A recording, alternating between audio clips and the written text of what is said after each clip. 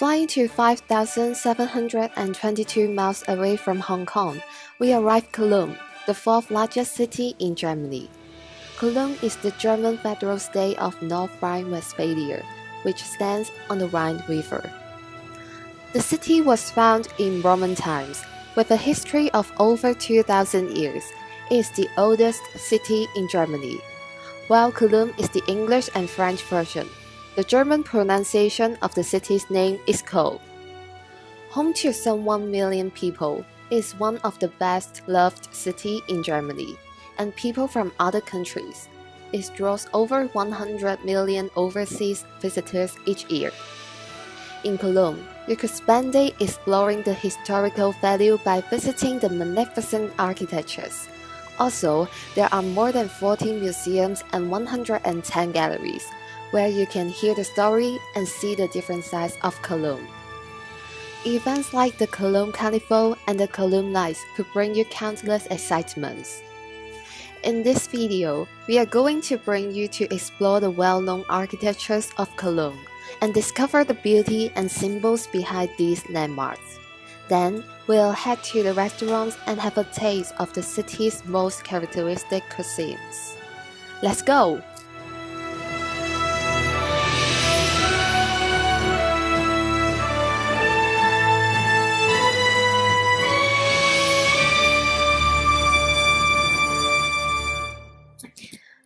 Hohenzollern Bridge, located in Cologne, Germany, crosses the River Rhine.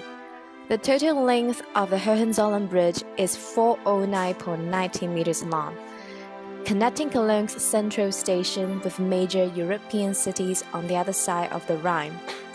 The bridge is famous for a reason: its historical background. The bridge was constructed between 1907 and 1911. After the Cathedral Bridge was demolished. The Cathedral Bridge was unable to handle the increasing traffic in Cologne. Hence, Hohenzollern Bridge was constructed. Talking about its historical value, the Hohenzollern Bridge was one of the most important bridges in Germany during World War II. Even under consistent daily airstrikes, the bridge was not badly damaged. In 1945, German military engineers blew up the bridge when Allied troops began their assault on Cologne. After the war's end, the bridge was initially made usable on a makeshift base, but soon reconstruction began in earnest. By 1948, the Hohenzollern Bridge was accessible by pedestrians again. The bridge now only consisted of 6 individual bridge decks, built partly in their old form. The surviving portals and bridge towers were not repaired and were demolished in 1958. In 1959, the reconstruction of the bridge was completed. During the 1980s, the bridge was renovated with 2 new tracks. A very small portion of the old road ramp on the Deutsch side was preserved, together with cobblestones and tram tracks. Moving on to present, the bridge is the most used railway bridge in Germany, having regularly over 1,200 trains passing through the bridge daily. On the sidewalk on one side of the bridge, since 2008, people have placed love padlocks on the fence between the footpath and the railway lines. Love locks are costumes by which padlocks are affixed to a fence, gate, bridge, or similar public fixture by couples, lovers, families, at an increasing number of locations in the world to symbolize their love. Walking through the Hohenzollern Bridge, we'll see the great St. Martin Church. The Great St. Martin Church was the most prominent building in Cologne's skyline. Located in Innenstadt, the central city district in Cologne, the length of the church is 50 meters and its height is 75 meters. With its distinctive crossing tower and trefoil choir, the Great St. Martin Church has shaped the skyline of Cologne's historic old town since the Middle Ages. The construction of the church started in the 1st century and it was rebuilt after the destruction of a fire in 1150. The current buildings, including a soaring crossing tower that is a landmark of Cologne's old town, were erected in the period 1150 to 1250. Unfortunately, the Great St. Martin Church was severely damaged again by aerial bombing during World War II. The restoration work of the church was completed in 1985 and it was opened to only worshippers. Until 2009, the Great St. Martin Church is open for visits publicly. The Great St. Martin Church is a Romanesque Catholic church. The architecture of its eastern end forms a trefoil plan consisting of 3 apses around the crossing.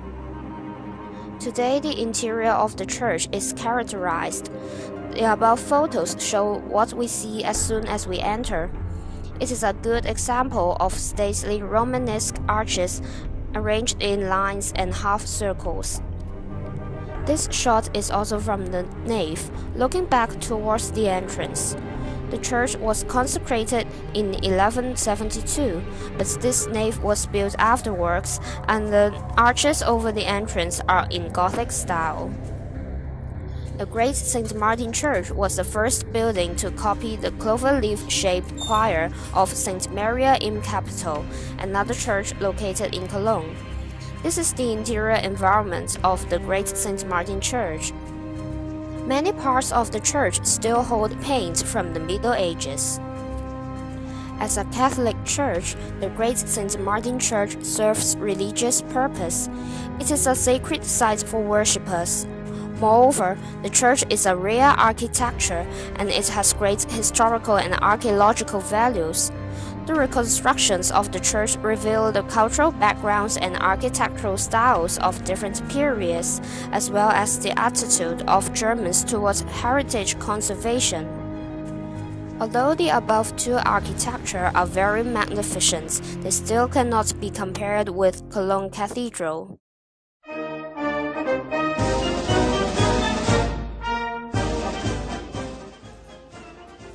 The cathedral is the largest Gothic church in Northern Europe and has the second tallest spires. Architecturally, the cathedral exemplifies the Rhiannon Gothic style, although its design also includes some elements of extra decorative flamboyant Gothic architecture. What makes it special is that the shrine of the 3 kings is in Cologne Cathedral. 3 kings, also called as 3 wise men, were in the Gospel of Matthew and Christian tradition, a group of distinguished foreigners who visited Jesus after his birth, bearing gifts of gold, frankincense, and myrrh. The shrine of the 3 kings is a reliquary said to contain the bones of the 3 wise men. The shrine is a large gilded and decorated triple sarcophagus placed above and behind the high altar of Cologne Cathedral. It is considered the high point of mosaic art and the largest reliquary in the Western world. A major treasure of the cathedral is its high altar, installed in 1322, made out of black marble, with a single slab 4.6 meters in length forming the top. Its front and side surfaces are faced with white marble niches decorated with relief sculpture, illustrating religious scenes such as the coronation of the Virgin, a popular Gothic motif.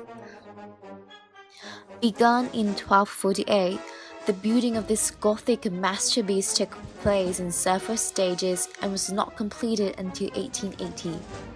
Construction of Cologne Cathedral commenced in 1248 and was haunted in 1473, leaving it unfinished. Work restarted in the 19th century and was completed to the original plan.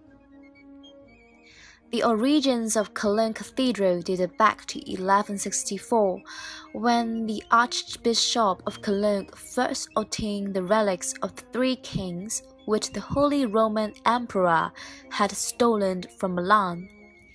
The relics possessed great religious significance and attracted believers from all over the Christendom. As a result, church authorities determined that they required a fitting home. Hence, the decision nearly 19 years later to build a new cathedral in this Gothic style, modeled on the French Cathedral of Amiens. The cornerstone was duly laid in August 1248. Internally, the medieval choir is more varied and less mechanical in its detail than the 19th century building. It presents a French-style arrangement of very tall arcade. Externally, particularly from a distance, the building is dominated by its huge spires, which are entirely Germanic in character, being open-work like those of Ulm, Vienna, Strasbourg, and Regensburg cathedrals. To conclude, Cologne is a city that can be described as nostalgic, and it has a myriad of heritages. However, we cannot fully experience and understand the local culture if we neglect the delicious local food.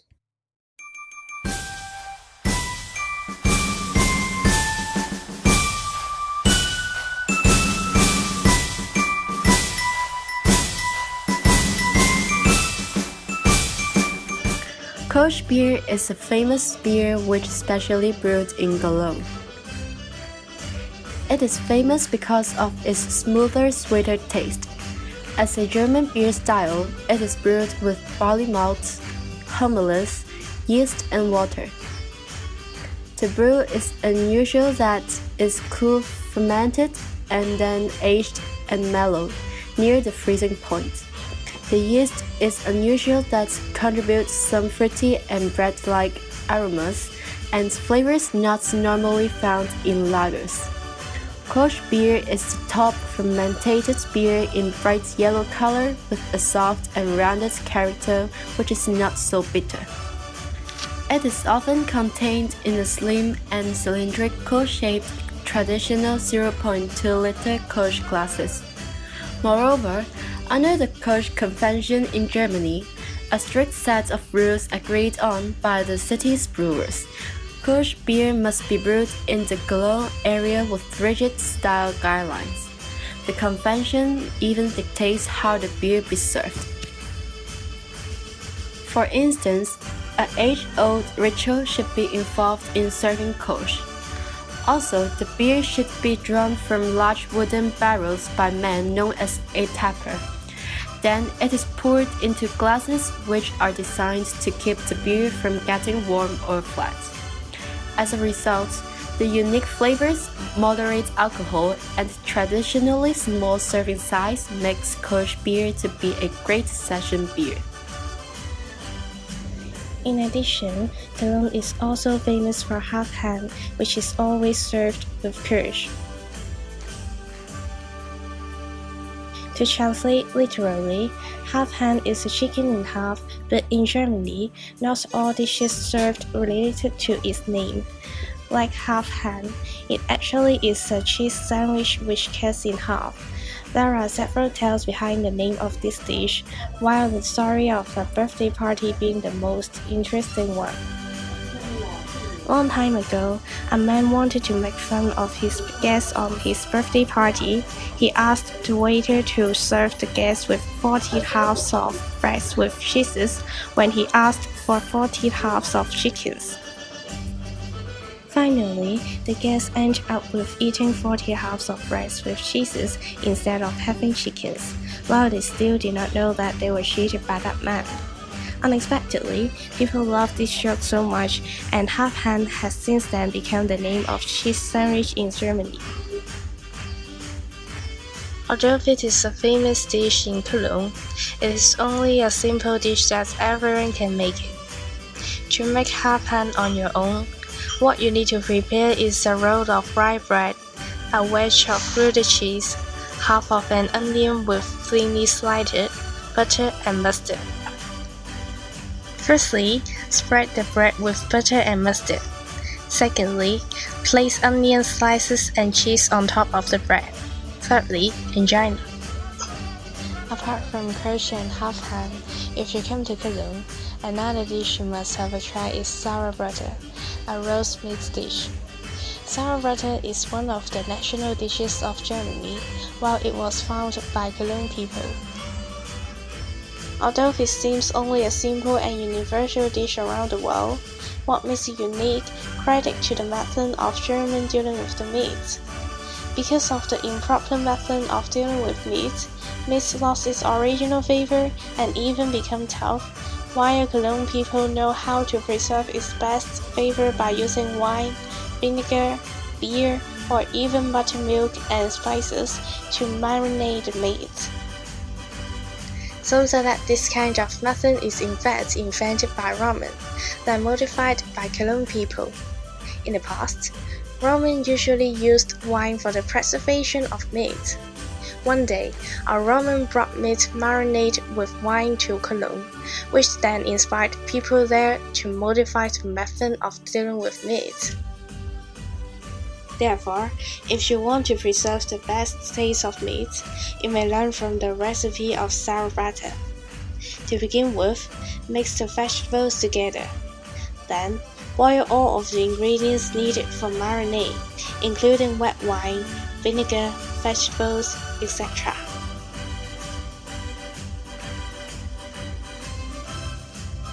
Place meat into the marinade after it has been cooled down, and refrigerate it for 2 to 3 days. After that, put it dry and season it with pepper and salt. Boil everything prepared and put it into the oven for around 2.5 hours. Finally, thicken the gravy depending on your flavor. As a national dish, it is interesting that the recipes of sauerbraten are different in different regions. The main variation of this dish in different places is the ingredients used. Like sauerbraten in Zwickau, people mostly use apple wine for marinade, while the marinade of sauerbraten in Weinischa, the typical one, mostly composed of wet wine, vinegar, and spices. In addition to the variation among regions, the combination on garnish of sauerbraten is also variable, depending on the liking of people. For example, potatoes, braised cabbage, dumplings, and so on are usually served as garnish. Therefore, when you have a chance to visit Cologne, although the architectures are worth for you to appreciate, food culture there must give you an unforgettable experience. When talking about cities in Germany, most of the people may think of Berlin or Hamburg. In fact, Cologne is also a fascinating place. Not only the history and food culture, there are many aspects waiting for you to explore.